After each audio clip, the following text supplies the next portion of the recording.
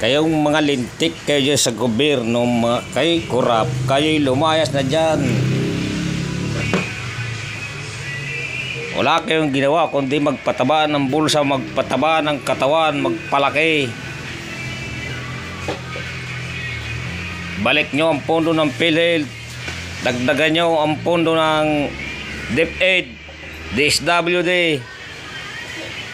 Hindi yung akap ka ng akap, tambalos-los, wala kang nagawa. Dapat ang ginagawa nyo yung mga project ni Tatay Digong, tinutuloy nyo. Hindi yung pangmudmud dyan sa mga tao mo dyan sa House of Representative na yan. Tama nga sabi Tatay Digong, pagpasok ang mga gamit ay relo na lokal, paglabas ay Rolex, mamahalin 2.5 million. Ang kotse mamahalin, ang mga gamit mamahalin. Galing naman ang House Speaker.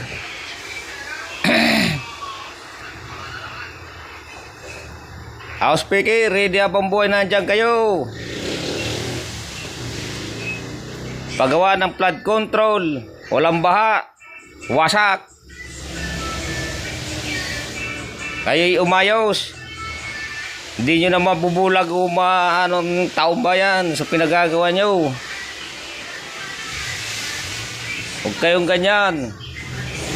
Hirap ng mamamayang Pilipino sa mga bilihin. Akap na niya, walang silbing akap na yan. Iilan lang nabibigyan yan.